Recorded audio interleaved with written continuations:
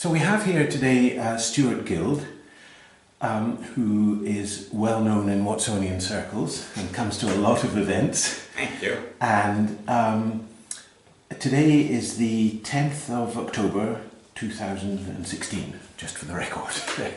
So, Stuart, we've had a chat just before we started recording, and so it's been fascinating listening to all your experiences. But you were saying you didn't start off your schooling at Watson's. No, I started off my schooling at Edinburgh Academy in 1930. Yes. And progressed up to 1939 when I was in what they call fourth classical, having gone the classic stream. Yeah. And why did you change? And what part did it change? Reason? For what reason? Why did you come from the academy to Watson's? Oh, because my father, my brother was being sent to a different school because the academy were evacuating the preparatory to Hartree and Biggar. Yes. And he said, "You're not having my children at different schools." And then we got into Watson's because my uncle, his sister, had 4 children at Watson's already. And we actually stayed with them in 3 Merchiston Avenue, in Widdies they were. Yeah. And just walked to school, there was no problem. But we didn't get into school right away in 39 because they hadn't built the area shelters. So the school couldn't function I don't know when there weren't any area shelters. No, apparently not. Presumably a safety, whatever they call it, arrangement. Yeah. The trouble was they did put the shelters up. We did use them, but no doubt about it. Periodically, if an iron went and everybody trooped out. What annoyed us in the shelters was the master stood at the gate entrance and looked out, and we couldn't see a thing. We were all shut up inside. Oh, you didn't know what was going on? Didn't know what was going on, you know. Yeah. Because you've got your schoolboy diaries there, yes, and we were looking at that earlier, and sometimes you've marked that the alarm went off at... And I put down alert. Alert at 2:45. I regularly put the alerts down if I could remember when they were. Yes. I was in, I didn't say earlier on, when the first siren went in October, when the 4th raid was on. Oh, yes. Of course, there was no sign of any planes, and as soon as the siren went, my cousin Ian, who would be about 19 or something at that time, he's still at school, I think, so he'd be 17 or 18, and I nipped up on his motorcycle straight away from Merchiston Avenue to Braid Hills, way up at the golf course, and we busy stood looking to see if we could see anything with field passes, but we didn't see anything. Nothing. A big disappointment. So it sounds as if for you it was a bit of an adventure. It was very much an adventure, no doubt about it. Nobody had the seriousness of it. Yeah. And of course, the nighttime raids went on in 1941 when Glasgow was being dealt with. Yes. We had to leave that. We went back to our own home there. Then you went to, yes. And so here you are, 1939, having started at maybe the age of, what, 14, 15 or so? That's right, yes. And I was born in 1924, so it would be, what? 15, say? 15, that's right. 15 in 1939, yes. So 16, 17, and then I left at 18 because I was born in January. I didn't go to school till the following September. Yes. Like how it went. Yeah.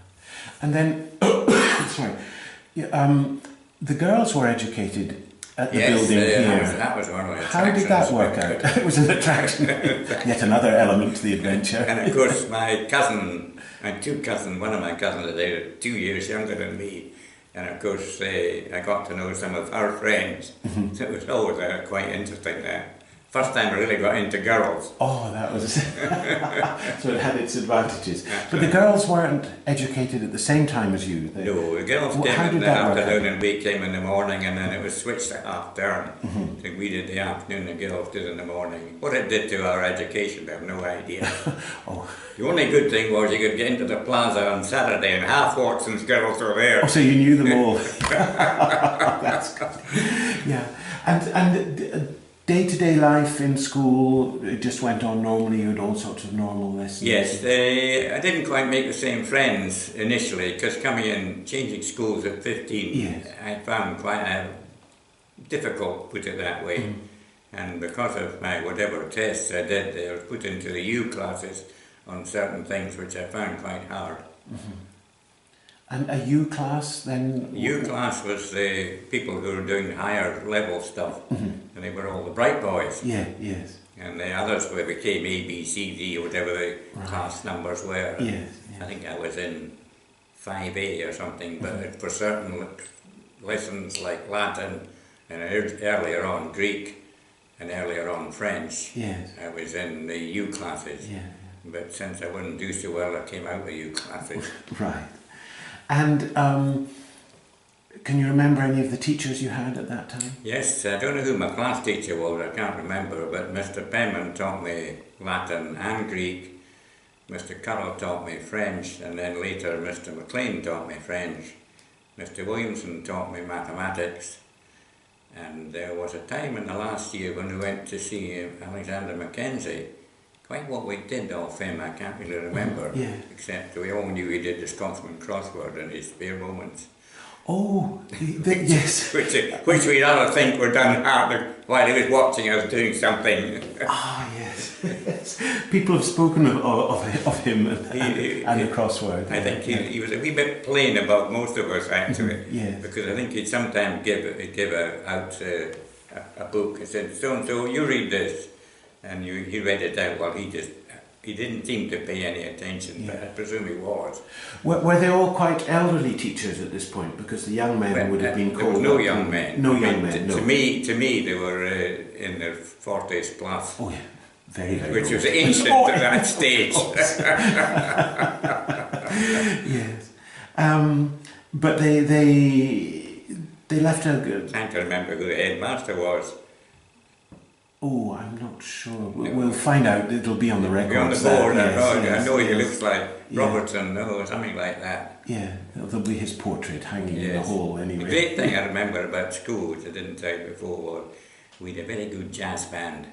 Oh, you did? And a chap called Lorraine, who eventually became a very, very high-powered surgeon in the ERI. Yeah. He could play the trumpet like Harry James, or even the trumpet voluntary in concerto style. Yes. Beautiful. Yeah, yeah. And sometimes after prayers, the orchestra would go up and play for about 20 minutes. Oh, yes, yes. And a large part of your time was spent in the corps. Yes, I was in the corps at the academy in 1938. Which wore a kilt and a sporran and white spats as well. Spats, yes. that's right. Oh, yes. Oh gosh, and these funny hose tops. Yes. And patties. Oh, yes. So when we came to Watson's, I think I can't remember us having a kilt at all at Watson's, and I think we went straight into battle dress because the war had started. And I joined the corps and eventually rose to the rank of corporal. In a platoon commanded by Sergeant Jolly, who got the DFC and the RAF during the war. And the people like Lachlan McLean, I think, was in my section, and Hunter, yes, and various people like that. Yes. But I found a list in here of all these corps people I don't even know. Yes, we were looking at a list earlier. Yes. Some people, you as Lance Corporal now. That's right. So it's quite interesting, and in actual fact, the other thing the Corps did for me, SMI Ross, who was the Sergeant Major in charge, he taught me to shoot.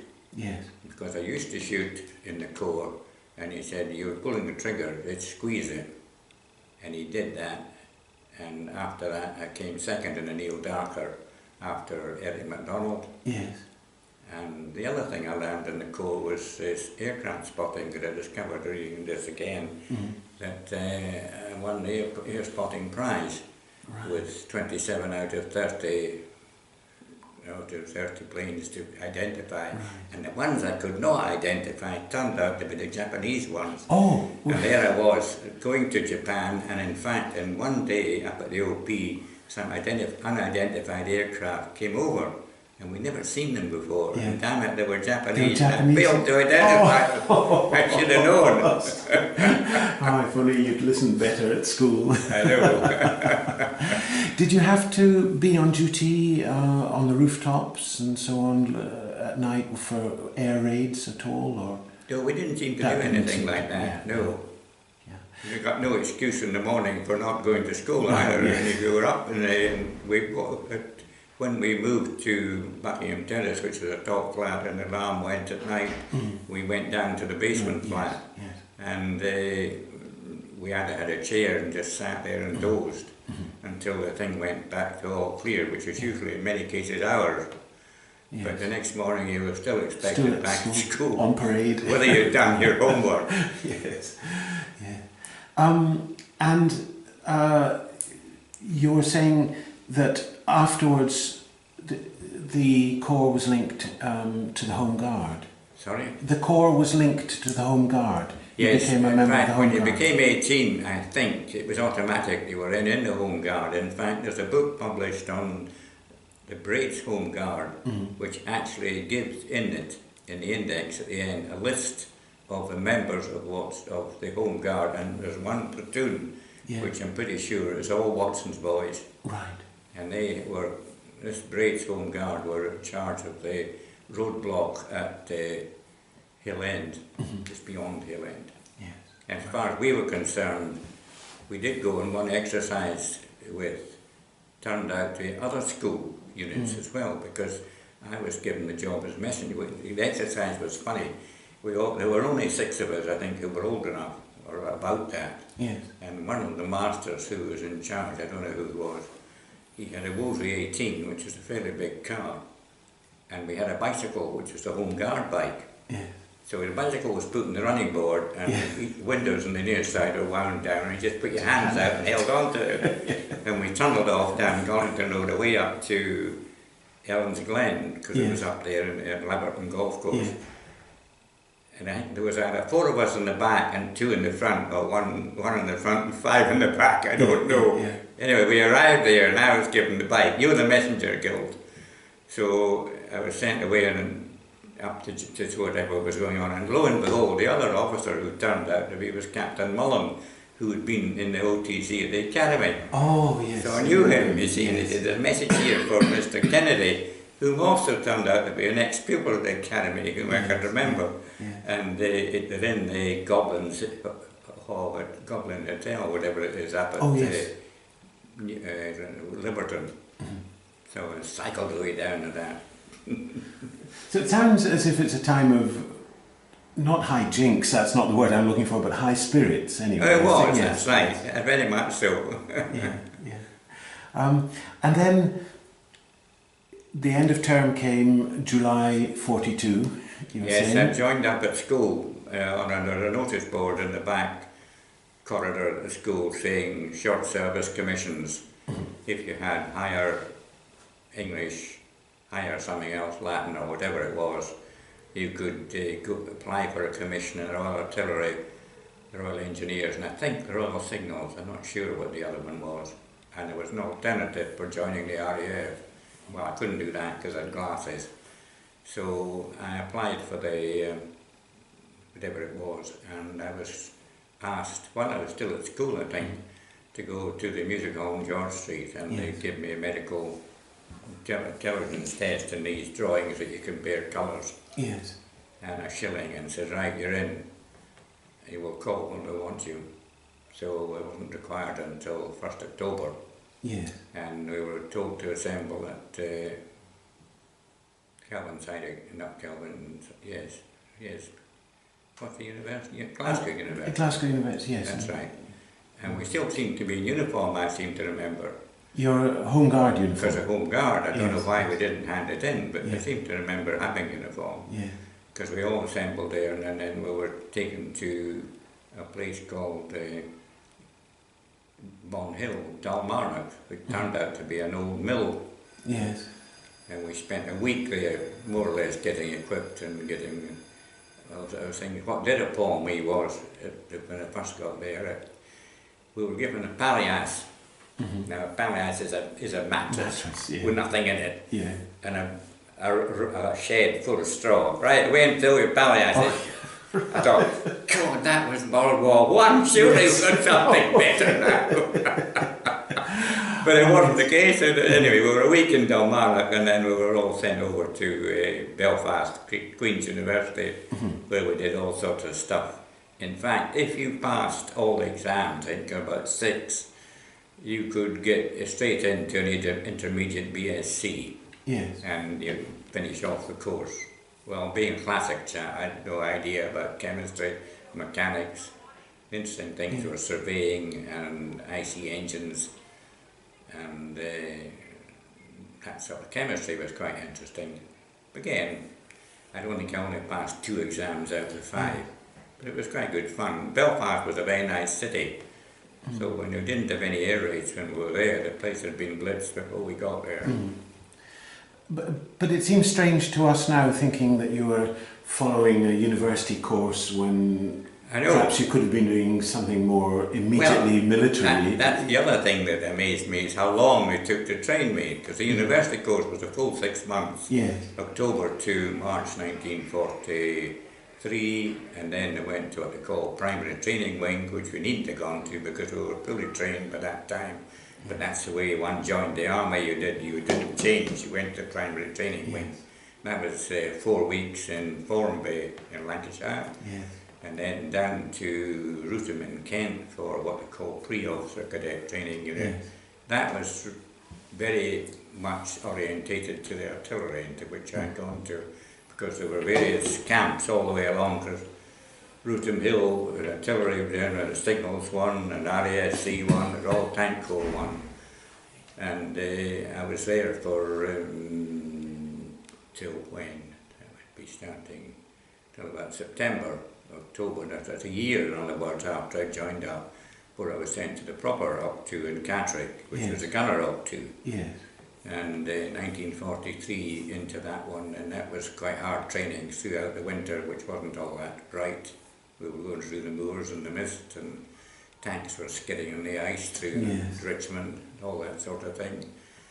And then when, be about the end of March, I should have been commissioned, and just before that somebody said, oh, everybody has to take anti-tank training now, so there's 4 weeks for that, so we all went away to Ilkley.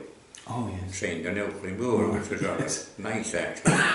The only good thing about Ilkley was you had to be careful, because all the young ladies of the city were suddenly introduced to all these potential officers. After the hope of getting a few married off, you know. So we got invites as soon as we arrived to go to dances. Rich pickings for the young ladies. That's right, yes. And so they ended up getting commissioned until April 44. After that it was into the war proper. Yes, and then out to India. Yes, well, after April 44, I was posted to a driver training unit, which of course suited me because I'd already done the IC engine. And it was in Whitby, and it was a very, very nice posting there. In fact, I didn't do any gunnery from May right until I went out to India.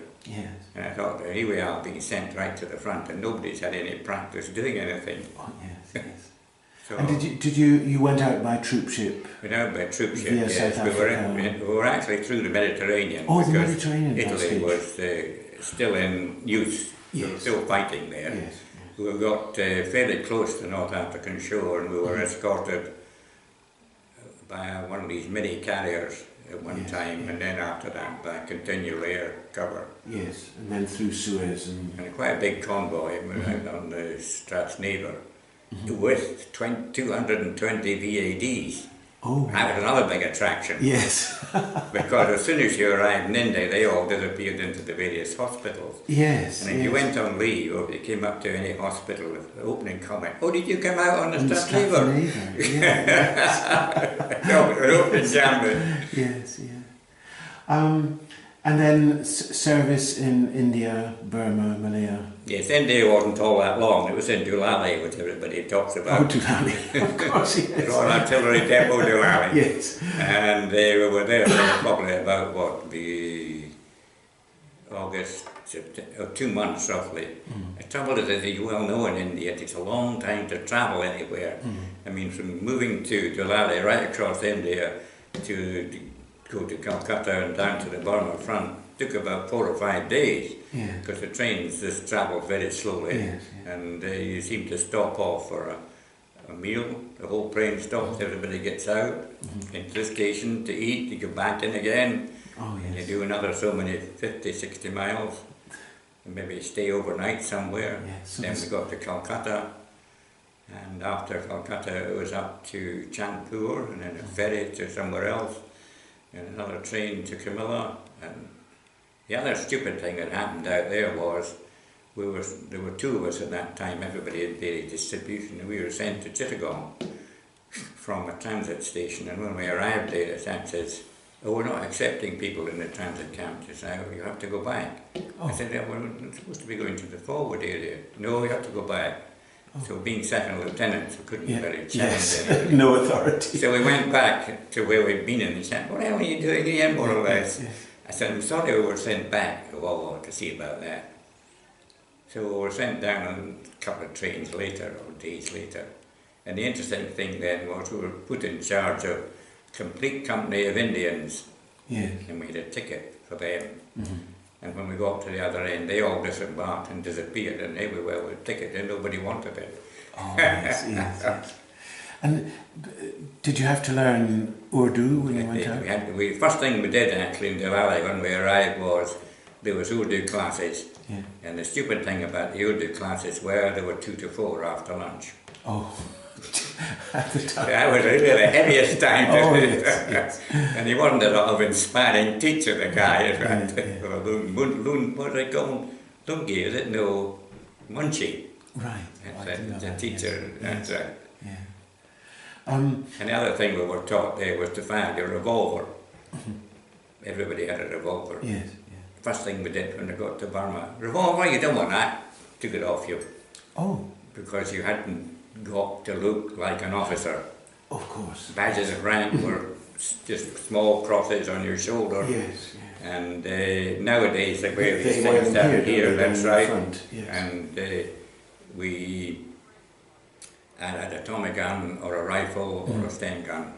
I got a Tommy gun. So you look just like... I never saw the revolver again until I went back to Saigon, which was after the war, and we had to go armed in the streets there and in pairs. And you were talking earlier about some of the fighting that you did, the campaign that you had down the coast and land. Yes, we did combined operations. First of all, it was static. It was rather fun. We had a superb observation post on top of the Mayu Ridge, which is a ridge of mountains that runs down the Arakan coast. And it faced due west. And the sunsets are marvellous. Absolutely marvellous. Never forgotten them. Beautiful sunsets. And there must have been sunrises because we faced east. We sunrises. Sunrises. And we could see miles. In fact, at one time I remember reporting a fire at 40,000 yards. And another time I reported a Japanese vehicle went into a wooded area and didn't come out. But it was beyond the range of our guns, it was so far away. But 2 days later a Spitfire came over, or a Hurricane came over and bombed it. So I thought, fair enough. So we used to do stints up there about a week at a time, which was quite good. And sometimes we didn't get shot at, you got time to fire. And then after that we were withdrawn to go airborne to help the West Africans. And that was cancelled, and then we went on a small jet lighter craft, and we did combined operations down the coast. First one was at D+3, second one was at H+180 minutes, at which they think that we got shelled more or less after we got there, quite soon. But it didn't hit us, the things landed in the water, you could see them splashing. And then we were taken ashore, because the boat was needed to bring in more troops and things, and then when it did come back in, its structure was so high, it was over the trees, and it came under fire a second time. And then I was up on the forward observation at that time, and the guns were brought back on board the ship, Did you feel that all the training that you had beforehand was a good training, or did you have to learn a lot in a very short time once you started? We were fairly well on trained active up service, because we didn't have to do it quickly, because there'd been a big gap from May, June, July, August. We'd done no gunnery, and here we were straight in Yes. to start again. But being in a static position, it was quite good. Yes. There's no doubt about that. Yeah, And I was surprised how quite early on I was sent out on my own as a second lieutenant, which was very difficult, because there was one place where the infantry captain who I was supporting said, we're here. And I said, I'm sorry, but we're not here, we're there, pointing to a different place on the map. And there was a slight argument at that time, you see, so I turned around and said, well, I happen to know, because I was there yesterday. I'd been in another patrol with a different company. Yeah, oh yes, yes. So you might I could get away with a bit of authority. Yes, of course. Yeah. And you were saying that at one point you were wounded, and the man next to you was killed. I was wounded earlier on in Kangol, which is one of our severest battles. We suffered the heaviest Japanese artillery division ever suffered. And I got hit in the back, but not seriously. And I was withdrawn, and then I came back from hospital only about a couple of days or something like that. And when we went into Rangoon, we were again sent out on a reconnaissance with a company of Jats. They were Jets, and I said to the guy, you want a fire plan, which is a normal artillery procedure. You fire on the enemy and then you hit, advance in. He said, no, says he, we'll just go straight in. Which they did, and I think they underestimated it totally, and they got under severe fire and began to withdraw. And that was the first time I'd ever retreated the whole time. We'd always been advancing. Here we were going backwards. And I know they lost 5 eventually, because that's the number they buried of theirs. And the guy, my signaller, who was next to me, he got shot. And we took him out in my back for a bit, and then eventually somebody, Indian stretcher bearers came, but he died on the stretcher going out. He'd obviously, the only thing about that is I regret is I put a wound dressing on his entrance, but I never thought to look at the exit. And only years afterwards I said, when the medical guy turned him over, I said, look at the back, he said, he'd never have survived. It was actually ripped open. And that's something that nobody had ever taught me. Look at the exit wound. Which is interesting. You learn these things the hard way. The hard way. And it was too late anyway for him. So thank goodness I didn't cause any reason for his death. Good chap. But that brought it home that I'd done 4. This is number 4. What happened in the next 2 or 3? Because at that time we'd had all Malaya to capture, Sumatra, Java. So you had that prospect of the war continuing for months, maybe years. After Java, we reckoned after Rangoon had been captured, another year. And in fact, I even wrote home in letters, I don't expect to finish this off till 1947. And then, of course... And then when the autumn bomb fell, everybody said, thank goodness, that's it. No matter how many Japanese were killed. No, because you were in such a perilous situation yourselves. In fact, we were then very quickly began to run. I was running a transit camp at that time for officers returning to the UK. And suddenly it was all changed to a transit camp for returned prisoners of war. And these guys, they wouldn't speak to you. They had no social skills. They'd all gone. They're all introspective. Some of them still wore their Jap face, actually, sort of loincloth and sandals. Even in our transit camp, when we gave them food and everything else, it was rather sad.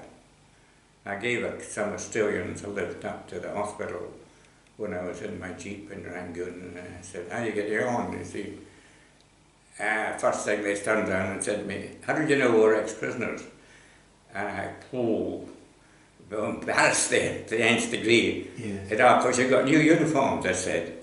Mine saw count, the dream was disappearing. Yes, So it was a very quick response that morning. you got out of that I one. thought I'd be careful what I said next time to Yeah. these people. But They were, I mean, you could tell they were all haggard and thin. yes, yes. And the stuff hung in them as well. And so you could understand the situation of someone like Eric Lomax and the railway man. You know, he was the one Yes, I who read his book. suffered. And I met his daughter actually. You did, yeah. Yes, yeah. that was a good book. And of course, the interesting thing to me about him was he was a gunner. Yes. He was in yes. 5th Field Regiment all the way down Malaya, which is quite interesting too. Yes. Because I did a trip in Malaya in 2003 and we did one or two of the battles that he'd done. Oh, you did? Battle of Slim Yes. River, Yes. which was a disaster. Right. So. Then I went to Saigon after that. Yes. Saigon was totally different. No, you didn't know your enemy.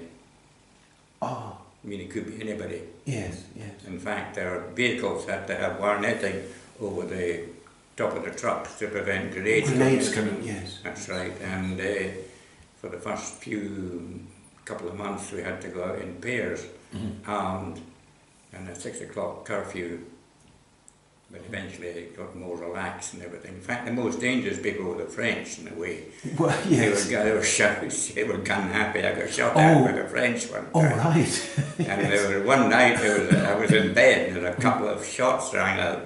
So my revolver was under my pillow in that case. We were back to revolvers. Back to revolvers, yes. And they got out of bed, behind the door, what's going on, you see, and then nothing happened for a long time, so I went back to bed. And the next morning I went into the mess for breakfast. What happened last night? They said, a couple of French sentries bumped into our sentries, and we just kept them. And nobody came from the French side to ask who they'd gone. That was the astonishing thing. That's astonishing. We gave them back, of course. Yeah. And then in 1947 you were demobbed and yeah, demobbed. I came back and after visiting various relatives for a long summer and joined the university for a law degree in October 47. Yes, and then I did an apprenticeship as well with the family firm of Guild. Yes. And then in 1950 I qualified, and on the 1st of January 51 I was made the junior partner with my father. Yes.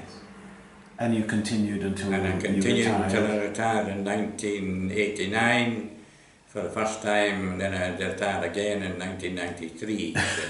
You went back to part-time, actually, yes. Well, I got quite a good system, actually. I thought, well, just play 3 days a week, Monday, Tuesday, Wednesday, Thursday.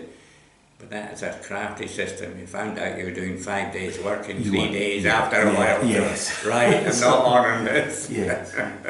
Are you still involved with the law at all? No, the last thing I want to do is the law. Absolutely. Finished. Yes, that's it, yes. I have plenty of other things to do. Yes. Life is full at the moment. What sort of things are you involved in now? Well, you must be 92. You are 92, are you? 92, that's 92, right, yes. yeah. 93 in January. And remarkably active. Well, I play golf once a week. Yes. At the moment I'm off because I've had an ear operation, but yes. I tend to do that, and sometimes twice in the odd week. I do 20-minute walk every day, or if I don't do a walk, I sometimes do gardening. Yes. And I use the stairs quite a lot at home. You do, yes. And I've just finished writing the history of my firm, the first 100 years of Guild, 1900 to 20,000. It's with the editor at the moment for the last edit. And I'd have to find a printer for that, and that'll be launched whenever I can get it finished. And I've got about 25 potential customers already. Yes. So that's that, and I've written up my army career in various articles in the Gunner magazine. Yes. And I put one in Deco one time as well. And I'm also active in the Royal Artillery Council of Scotland as a patron on what they now call the historic side. Being so old, you see, you get consulted on the historic side. Yes. The word historic begins to stick to you. In a different way, that's right. I'm aware of history myself. Ancient monument. Yeah. Yeah. So, and looking back now, just to close the interview, to bring it back to your school days, you've stayed very faithful to the school. You come in for a lot of school functions. Found and out so on. as the FP side, I was much closer to than the Edinburgh Academy FP side. Yes. Which is, I don't know, I suppose it's the way it goes. It's the last school we went to.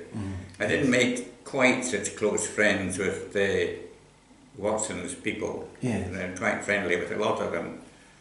And in fact, the H.W. Lyon is still living around in Morningside, not Morningside, in Murchison Gardens, who used to come to the Armistice. Yes. Laughton McLean, who commonly comes to the Armistice, he was in my section. Yes, yes. Douglas Stuart, ex-president, he was in my section as well, and I kept up with him. He's a lawyer too, of course. Yes, yes. One or two people like that. Gordon Stuart, yes, G.R.G. Stuart. He's dead now, poor fellow. I was quite friendly with him at school, but not that friendly, but I was more friendly afterwards because he married my wife's best friend. Oh, you're right, yes. But the interesting thing was, I went to the pre-Rangoon briefing because I was an observation post officer. Yes. And there he was, Gordon Stewart, signals officer at 50-something Brigade. I never expected to see him, and there he was. There he was. And the other person I met out in Burma, I didn't meet, but I knew he was there, was Eric MacDonald. Yes. He was in the Royal Marines. Yes. It turned out he was on one of the ships on the Rangoon assault. Yes. Oh, yes. Well, it's been a fascinating time. I'm not sure how long we've spoken for, but it's just gone by really quickly, and I found it fascinating. Yes. So, Stuart, thank you very much indeed. Thank you. Quite enjoyed that. Yeah, as a postscript to the Right. interview there, you just mentioned that you've forgotten to mention Captain Dixon. That's right. Now, who was he? And why do you?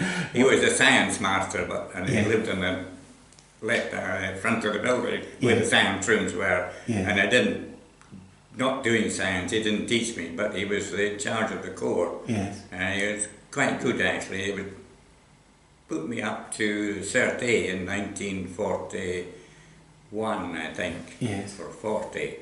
And I failed the Cert A. And the reason I failed it was because he asked me a question on map reading with the use of the compass on the reverse 180 degree, which I hadn't done. And I don't know why he put me forward when I hadn't done it. So I failed for that. I think he was a bit disappointed I'd failed. Yeah. So I only got up to corporal instead of possibly getting to sergeant. Sergeant. Yes, yes. Yeah. And he was quite keen chap. I came back and saw him when I was commissioned. You did? To show me himself off. Oh yes, to say, hey, I've got the pips, I've got the pips. Oh yes, that's excellent, yes. Okay. And I finished up actually as Lieutenant Colonel. After you did, the post-war right. service. Yes, over in the TA. We didn't mention the TA, sorry. You yes, said, yes, right, carry on. You joined the TA in 1948. Yes, I joined the TA in 47. 47, yeah. Because I joined it within 6 months of leaving the army. And I joined 278 Field Regiment, which is based then in Grindley Street in Edinburgh, full of old soldiers from World War II, as I was, including a large number who'd been out in 129 Field Regiment, which was in the main thrust down the middle of Burma. And of course there were colleagues, Burma Star holders like myself.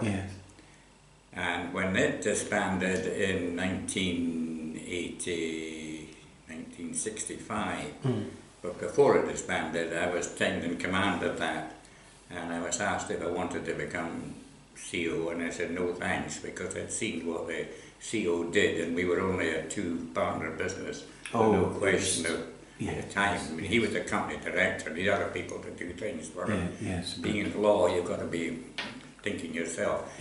Anyway, after that, I was asked to take over command of the Lothian Battalion of the Cadet Force. Yes. And that got a Lieutenant Colonel's rank to Oh, it. yes. So I charged about 500 cadets. I did that for about 3 or 4 years, and then I found that was also becoming too committed. Yes. So I had to say, right, I'm not finishing off, and after 2 months, I could find somebody else to do it. Yeah. So you finished up with 1 pip in the end, but a crown as well. One pip and a crown, that's Yes. right, yes. So, and then after that, I joined the Army Cadet Force Association, and because of quite a keen rifle shot, Yes. I was made in charge of shooting for the whole of Scotland. Oh, yes. Which was actually, to me, great fun, because I really enjoyed that, and great support and everything, and in fact I was instrumental in getting the cadet force to start using proper target rifles rather than using the adapted army ones that they were using. Yes. Because we used to go down to London to the big competition. Oh, in Bisley? No, that was another one, but they had a small ball one which was held in the Shell building. Oh, right. Yeah, for the leading cadet detachment, and the leading ATC one, and the leading SCC one. Yes. And we used to manage to polish off the Scottish one. Ah, good. Until I went down there and I could see that all the ATC arrived up with super rifles, cases and everything. The C cadets just had the same stuff as we had. Yes. And a pair of us were rubbish when the ATC, the air crew were doing so well. And I said, really, because I was a civilian shot as well, there's plenty of civilian help use it, and by civilian rifles. And eventually, after 2 or 3 years fighting, we got a lot of money and we bought our proper Anschutz target rifle. And after that, we never looked back. We were down, all the Scottish crowd were down winning everything. Yeah. And when I retired from that, I handed it over to a really good chap, and he did the same. Said he got an MBE out of it. Oh. I always thought, that's all my That was effort. your work. But he got the gong. Yeah. Right. Okay, I think we'd better stop there. So Right. thank you very much again. That's it all.